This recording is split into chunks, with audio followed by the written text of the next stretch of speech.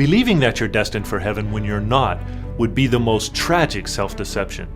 David Servant's book, The Great Gospel Deception, will help you be sure that heaven will be your eternal home. Order your copy at heavenword.tv.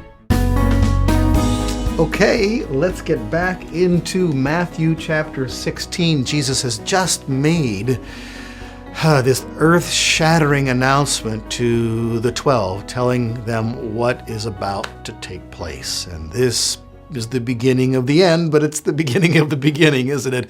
We know the happy ending to this amazing story after Jesus went to Jerusalem and suffered and died and came back to life. Jesus has just rebuked Peter after Peter rebuked Jesus. Be very careful when you rebuke Jesus. You're liable to get rebuked. That's the lesson to learn from that. And he made it very clear that it is God's will that I go to Jerusalem. They knew that trouble was brewing there. They did hear that Jesus said he's going to die. And so they're thinking, goodness, if our leader dies, we've identified with him. We are the closest people to him.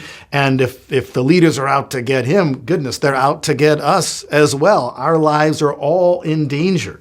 And so that is no doubt why in the very next verse in Matthew 16:24, we read something that Jesus said to his disciples that is often read out of context, and it doesn't quite have the impact, I'm sure, that it did when it was spoken the first time in context. Okay? Jesus saying, we're going to Jerusalem, guys. Here we go.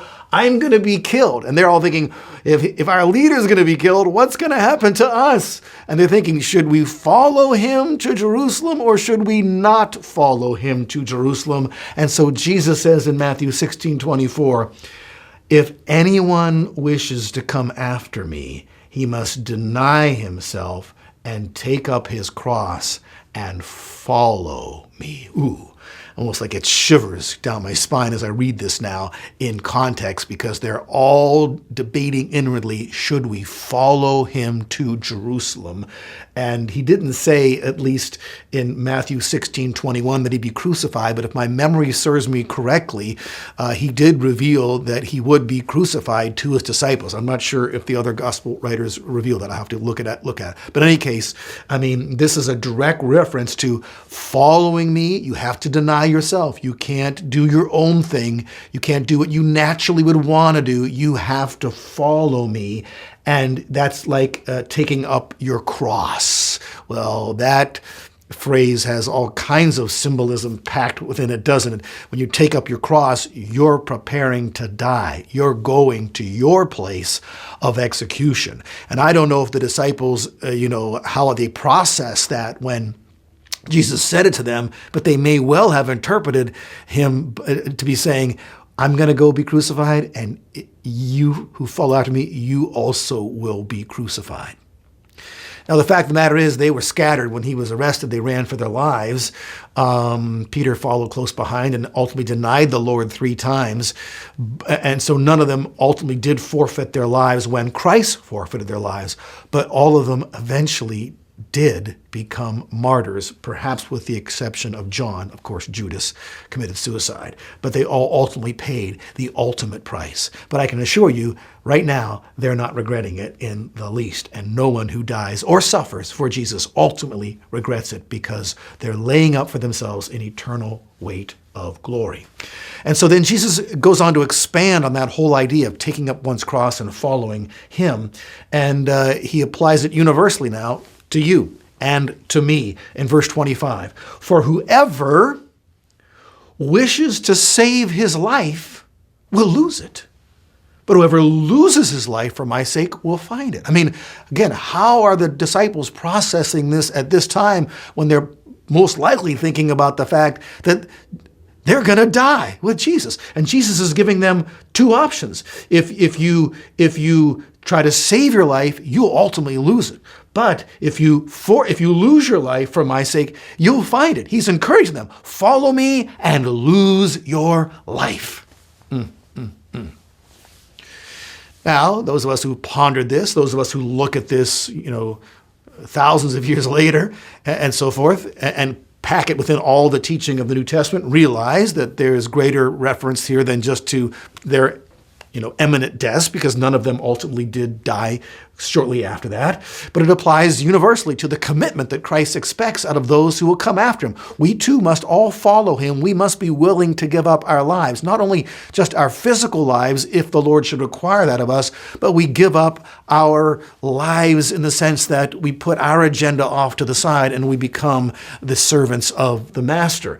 And it relates to a salvation issue here, doesn't it? Because Christ says, "For what will it profit a man if he gains the whole world and forfeits his soul?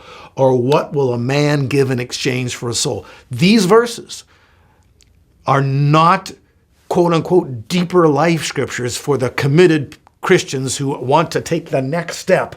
These are relationship, first step scriptures. This is all about salvation. True believers commit themselves to Jesus. Whether or not they do literally die for him is not really the issue. The point is, do they live for him, losing their lives in that sense and gaining eternal life in exchange, not forfeiting their souls, in order to gain the world, but just the exact opposite, giving up what this world has to offer, whatever it might be, in order to keep their souls. And here is the most sobering verse of all in verse number 27. "For the Son of Man is going to come in the glory of his Father and his angels." That's a fact. "And will then repay every man according to his deeds." And so that's the reason, above every other reason, to take a look at our lives and make sure we're on the right side. Make sure we're not trying to gain the world lest we forfeit our souls, that we're not trying to save our lives lest we ultimately lose them, but that we're ready to stand before him, because one day everything you see now is going to change and everything's going to be focused on Jesus Christ coming back in his kingdom. And what happens then? Everyone gets rewarded, repaid according to their deeds. Right? Next time we're going to see some people, a story about them actually seeing Jesus come in his kingdom. I can't wait. See you next time.